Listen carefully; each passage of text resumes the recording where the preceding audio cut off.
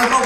And let me add my congratulations to this wonderful, wonderful organizing team that we've had from Maine that's put on a tremendous convention for us. Yay! You all have really done a super job. I mean, these Veterans for Peace conferences to me are one of the highlights of the year. I go to a lot of different things, but I'll tell you, what we do here in Veterans for Peace is really important, and the information that we take back to our chapters and our friends. I mean, there's no other place that you can get as much information as you get right here, and within a community and a family that you enjoy being with. When you've been a veteran or you've been part of a veteran's family, it is a special relationship, and it is an honor for me to be a part of this organization. And Michael said I'm going to do the history of VFP. Well, not quite, because I don't have much of a history. I've only been a part of Veterans for Peace for a very short amount of time, only 6 years really. It was at the 2004 convention in Boston that I first met Veterans for Peace. I'd actually met one Veteran for Peace a little bit earlier than that, and that was Lane Anderson out on the beaches of Santa Barbara, California. When I just happened to be in Santa Barbara visiting some friends there, and we were down at the beach on a Sunday afternoon. And there on the beach were crosses. And it was like, what in the world is going on here? And my friend and I walked down there and talked to this guy, and he said, well, these are crosses for, you know, all those people that have died in Iraq. And I said, well, that's really interesting. And I'm a veteran, and, you know, I really appreciate you doing that. And he, oh, you're a veteran. Oh, yeah. Well, that's good. You ought to join Veterans for Peace. And I said, well, I guess I could now, because I used to be in the government. I was a diplomat, and I resigned last year over the Iraq War, so maybe I should become a part of this. and then he said, well, we have this convention that's coming up in Boston, and why don't you come to the convention? And I went there not knowing anybody but Lane Anderson, and then meeting all of you all. And it's just been a real wonderful time since then. I mean, if you think of all the things that have been going on just in that short amount of time that I've been a part of Veterans for Peace, if you just think back maybe 5 years ago, where were you 5 years ago? Where were you on August 28th, 5 years ago? There were many of you all who had just been at Camp Casey, right after a Veterans for Peace conference in Dallas, Texas. And in fact, how many of you all went with Cindy Sheehan, a Gold Star mother, who had said, she had spoken at the Veterans for Peace conference, and she said, you know, George Bush only lives 2 hours away. Why don't we go and let's challenge him, and let's go on Saturday. And of course, that was the business meeting, and so everybody went, yeah, let's go. Anything to get out of that business meeting. And so everybody hopped in their cars, and then there was that big old Veterans for Peace bus that was from where, Oregon or California? Mendocino County. Mendocino County, that's right. It was moving along on some kind of smoke. We still don't know what that was. But off we went, you know, here going to Crawford, Texas. Who had ever been there? No one. Who wanted to go there? No one really, no. It was the hottest day you can imagine. It was 105 Texas heat, and we got in those cars and buses, and off we went. And sure enough, we went by the old Crawford Peace House, and they greeted us, and then we went on up to this little triangle and got out of the cars and started walking up toward George Bush's ranch, because by golly, Cindy, on behalf of Gold Star parents, Gold Star families, wanted to say to George Bush, what noble cause is it that our sons and daughters have died for? And we were stopped by the police, and kept there on that hot asphalt. Then they pushed us off into the old ditch, you know, snakes and chiggers and ticks and all that. And it was like, what in the world are we doing here? And then all of a sudden, bad trouble. You don't mess with a mother whose kid has been killed by the military. You don't mess with them. And Cindy said, I'm not leaving. I'm not leaving unless George Bush talks to me. And we were going, oh, okay, yeah, right. So we were out there 2, 3, 4 hours. Everybody was getting sunburned. The sweat was dripping off of us. And Cindy was saying, I'm not leaving until he comes out here. I'm not leaving. And we said, well, you know, we've got that last banquet. We got to get back to Dallas for the last banquet. You know, we're all in big trouble. I mean, who was president? It was David, wasn't it? Oh yeah, we were in big trouble. So we were saying, well, we got to get back there. And Cindy said, well, I'm staying. So we had 5 people that said, we'll stay. Those were Code Pink Women for Peace women out of Dallas that stayed with Cindy. And we said, but we'll be back. We'll be back. And the next morning, after we got finished with everything, the car started loading up and off we went. And 27 days later, how many of you all, if you were at Camp Casey, in the very first one, stand up. How many of you all were at Camp Casey? Yeah, look at this. Look at this.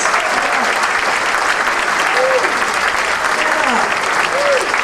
And then how many of you all were at other Camp Caseys? Because we had 5 other Camp Caseys. Stand up if you were there. Yeah, there we go. You know, it was Veterans for Peace, that monumental thing that happened there where it galvanized the world.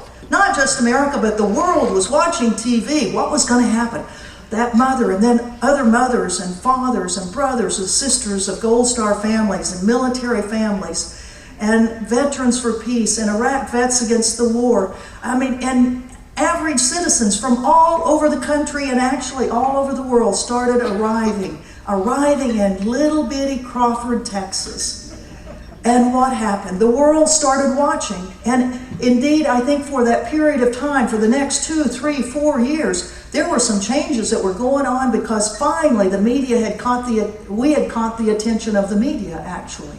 We had caught the attention of the media on behalf of all of those families that have been broken by these horrors of war. Those horrors of war that right now for Iraq, 4,414 Americans, 179 British, 135 of other countries, and how many Iraqis? 1 million, 1.5 million, 4 million displaced. In Afghanistan, 1,249 plus 3 today. 3 today as they call them insurgents, Afghans, challenging the U.S. and NATO of being in their country, tried to overrun 2 bases today. In Afghanistan, 332 Brits have died, 2 times as many as in Iraq. Other nations, 452, 4 times more than other nations' military have died in Iraq. Our military families that have been split apart, our Gold Star families, and in fact, let's recognize all of the Gold Star families. We have the Lucys, we have the Arredondos, we have the Genesios, we have Bonnie Gorman. Are there any other Gold Star families that are here? Let's have those 4, please, those families, please stand.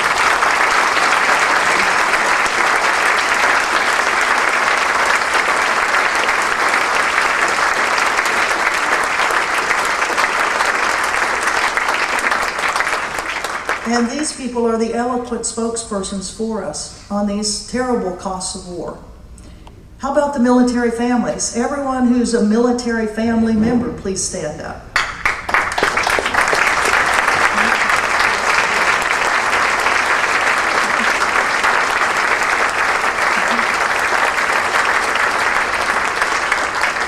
And how about those brave men and women who have served in Iraq and Afghanistan and said, no more? How about all of the Iraq veterans against the war that are here?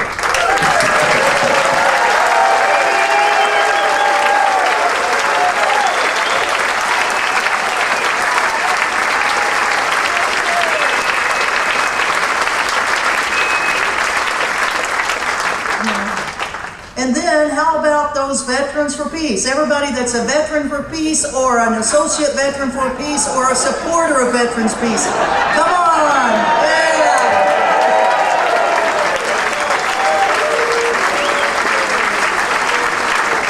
There we go. Listen, as old as we are, we need every opportunity to stand up. So that was 5 years ago. And then 5 years ago, there was something else that was happening. 5 years ago, that hurricane hit today. Hurricane Katrina hit New Orleans. And it was the day that we were actually ending Camp Casey because George Bush was finally leaving, going back to Washington. And it was Veterans for Peace that packed up 10,000 pounds worth of goods out of Camp Casey and drove those goods over to Covington, Louisiana, and started a monumental effort that all of the chapters of Veterans for Peace contributed in fundraising and getting donations. And how many of you all went to Louisiana over that next year? Stand up for that. Let's see how many went to Louisiana to help the victims of Hurricane Katrina.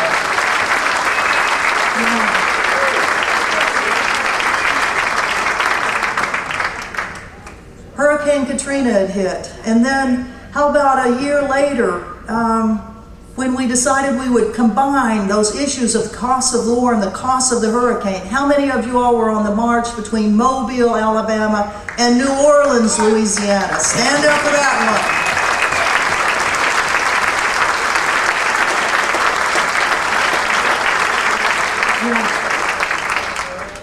one. Woo, we've been busy, haven't we? And that's only just into 2006. How many of you all climbed up onto the archives in front of in Washington, D.C. to show the nation's capital we needed accountability, that indeed arrest Bush, accountability for war crimes?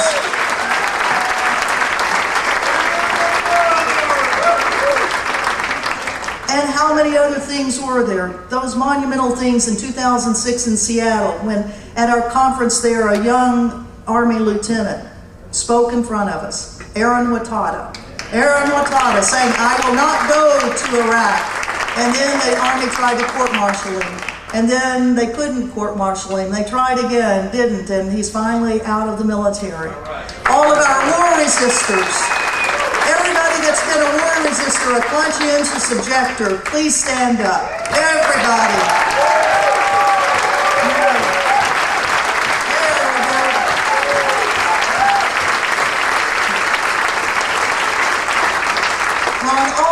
People that are citizen activists now. We're no longer in the military, we're not in the government, we're citizens. Citizens using what's happened to us in order to influence policies. And a lot of policies we've tried to influence. We've pressured on these wars, and in fact we've had some successes on it. I mean, what happened in the 2006 election? 2006 election, when the Congress changed. The Congress changed. But it didn't do anything. 2008, the presidency changed. Didn't do anything. We're still working on that. We can't give up. We've got to keep working, but we're so disappointed on what's happened, but we got to keep after them. This is the time we got to keep going with them. It's us as citizen activists that have to be doing this, and it's us as the voice of veterans. There are other things in the world, though, that we've been involved in. We've been involved in Vietnam, people going back to Vietnam, on issues of Agent Orange, on issues of helping orphans. We've got veterans for Iraq veterans against the war that will be going to Iraq just this next year. No doubt we'll be having missions into Afghanistan. We've had delegations that have gone to Korea. We've had delegations that have gone to other places too. For example, this last year and a half, I've been focused quite strongly on the issue of Israel and Palestine. When I resigned from the U.S. government, I resigned over the Iraq war primarily, but I put in that letter of resignation that I was also concerned about the unbalanced policies of the U.S. administrations, all of them, on the issue of Israel and Palestine. And when the Israeli attack happened in 2008 and 2009 on Gaza that killed 1,400 people, wounded 5,000 and left 50,000 homeless, I went to Gaza. And then in the year of 2009, I was there 3 times and helped organize 1,350 people in the Gaza Freedom March in December. And we had a good, strong veterans contingent there. Those of you all that were part of the Gaza Freedom March, please stand up.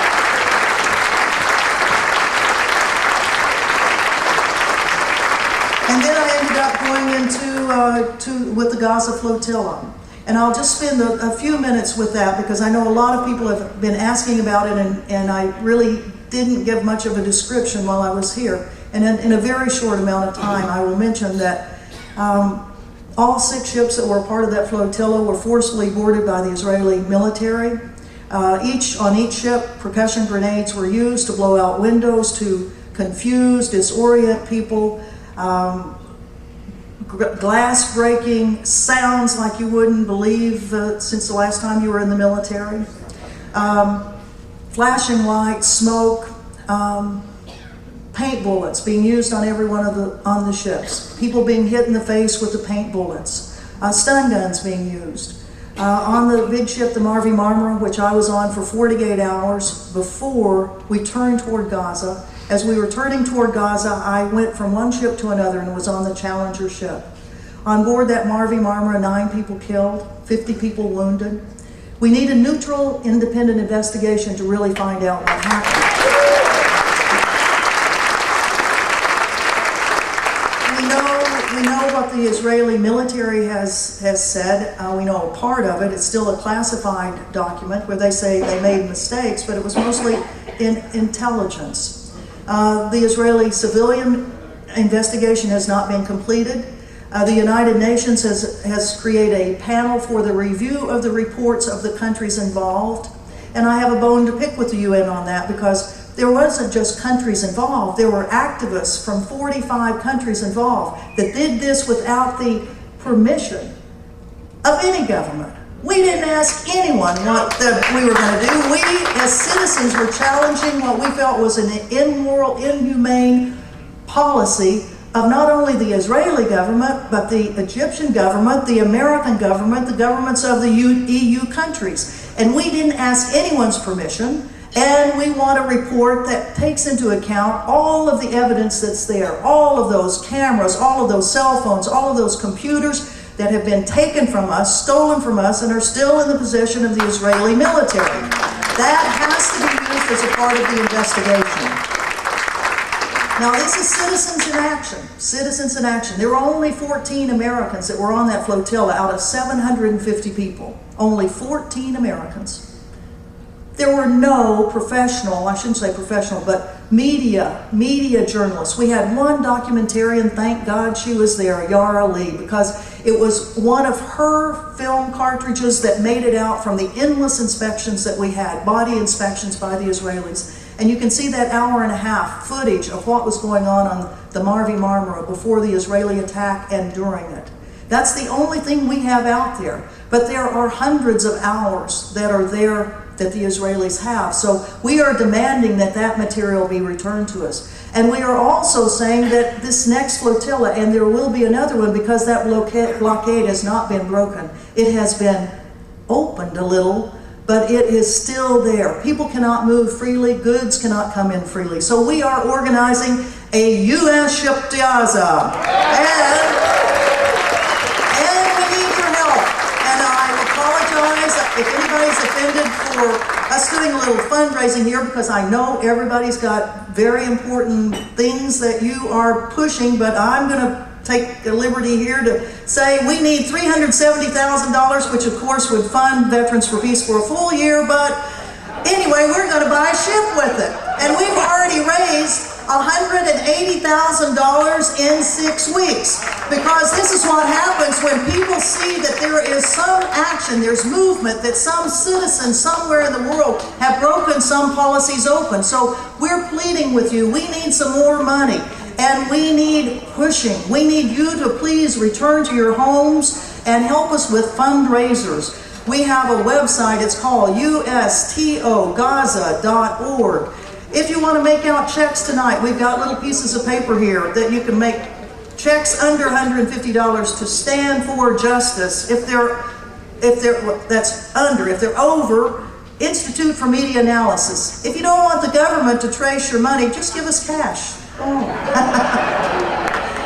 But we're having fundraisers, and in fact in Philadelphia on September 10th we're going to be having a fundraiser on board no, that was not on board a ship, but we've been on board ships. We encourage you, if you've got any water at all in your town, go ahead and have a ship.